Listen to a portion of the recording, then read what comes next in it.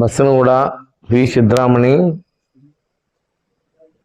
ಮಾಜಿ ಜಿಲ್ಲಾ ರೈತ ಮೋರ್ಚಾ ಅಧ್ಯಕ್ಷರು, ಬೆಳಗಾವಿ ಜಿಲ್ಲಾ ರಾಜ್ಯ ಕಾರ್ಯಕಾರಿಣಿ ಸದಸ್ಯರು,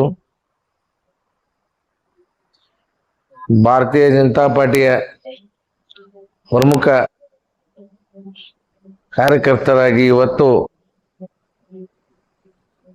ಭಾರತದ ಅತ್ಯುನ್ನತ ಸ್ಥಾನದಲ್ಲಿರುವಂತ ನಮ್ಮ ಹೆಮ್ಮೆಯ ಪ್ರಧಾನಮಂತ್ರಿಗಳಾಗಿರ್ತಕ್ಕಂಥ ನರೇಂದ್ರ ಮೋದಿಜಿ ಅವರ ಒಂದ ಆದೇಶ, ಭಾರತ ದೇಶದ ಒಂದು ಹೆಮ್ಮೆಯ ಪುತ್ರನಾಗಿ ಇವತ್ತು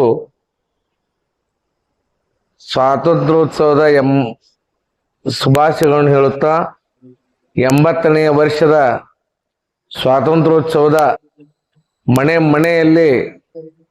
ಮನೆಯ ಮೇಲೆ ಪ್ರತಿಯೊಬ್ಬರ ಮನೆಯ ಮೇಲೆ ಧ್ವಜಾರೋಹಣ ಮಾಡಿ 3 ದಿನಗಳ ಕಾಲ ಪ್ರತಿಯೊಬ್ಬರ ಮನೆಯ ಮೇಲೆ ಧ್ವಜವನ್ನು ಹಾರಿಸುತ್ತಾ ಒಂದು ದೇಶದ ಹೆಮ್ಮೆಯ ಪುತ್ರನಾಗಿ ಇವತ್ತು ನಾಡಿನ ಜನತೆಗೆ, ನನ್ನ ಆತ್ಮೀಯ ಬಂಧು ಬಾಂಧವರಿಗೆ, ನನ್ನ ರೈತ ಬಾಂಧವರಿಗೆ, ನನ್ನ ಕಾರ್ಮಿಕರಿಗೆ, ಇಡೀ ದೇಶದ ಜನತೆಯ, ಕಿತ್ತೂರು ವಿಧಾನಸಭಾ ಕ್ಷೇತ್ರದ ಬೆಳಗಾವಿ ಜಿಲ್ಲೆಯ ನಾಡಿನ ಸಮಸ್ತ ನಾಗರಿಕರಿಗೆ ನನ್ನ ವೈಯಕ್ತಿಕವಾಗಿ ಭಾರತೀಯ ಜನತಾ ಪಾರ್ಟಿಯ ಪರವಾಗಿ ಇವತ್ತು 80ನೇ ವರ್ಷದ ಸ್ವಾತಂತ್ರ್ಯೋತ್ಸವದ ಶುಭಾಶಯಗಳನ್ನು ಹೇಳುತ್ತಾ, ಅನೇಕ ಬಲಿದಾನ ತ್ಯಾಗ ಮಾಡಿರ್ತಕ್ಕಂಥ ನಮ್ಮ ಮಹಾತ್ಮ ಗಾಂಧೀಜಿ ಅವರು, ಜವಾಹರ್ಲಾಲ್ ನೆಹರು ಅವರು, ಡಾಕ್ಟರ್ BR ಅಂಬೇಡ್ಕರ್ ಅವರು,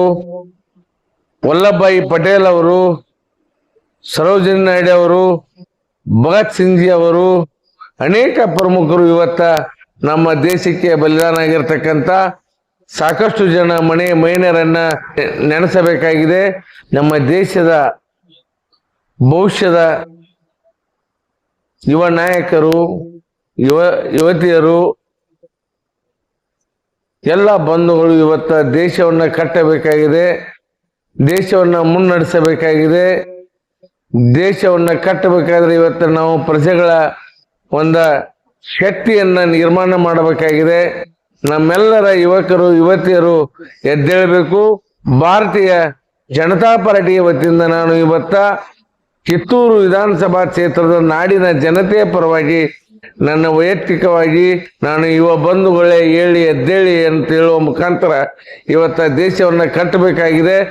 ದೇಶವನ್ನ ನಾವು ಮುನ್ನಡೆಸಬೇಕಾದ್ರೆ ಯುವಕರ ಬಹಳ ಪ್ರಾಮುಖ್ಯತೆ ಇದೆ. ಯುವಕರ ಒಂದು ಆಶಾಕಿರಣವಾಗಿ ಇವತ್ತ ಇಡೀ ಜಗತ್ತಿನಲ್ಲಿ ನಾವು ಯುವಕರ ಬೆಳವಣಿಗೆಯನ್ನು ನಾವು ನೀಡಬೇಕಾಗಿದೆ, ಅವರಿಗೆ ಪ್ರೋತ್ಸಾಹಿಸಬೇಕಾಗಿದೆ, ಅವರಿಗೆ ನಾವು ಹೆಚ್ಚಿನ ಆದ್ಯತೆಯನ್ನು ಕೊಡಬೇಕಾಗಿದೆ. ಇದರ ಮುಖಾಂತರ ಇವತ್ತ 80ನೇ ವರ್ಷದ ಸ್ವಾತಂತ್ರ್ಯೋತ್ಸವದ ಶುಭಾಶಯಗಳನ್ನು ಕೋರುತ್ತಾ ನಿಮ್ಮೆಲ್ಲರಿಗೂ ನನ್ನ ಅನಂತ ಧನ್ಯವಾದಗಳನ್ನು ತಿಳಿಸುತ್ತೇನೆ. ಜೈ ಹಿಂದ್, ಜೈ ಕರ್ನಾಟಕ, ಜೈ ಭಾರತ್ ಮಾತಾ ಕಿ.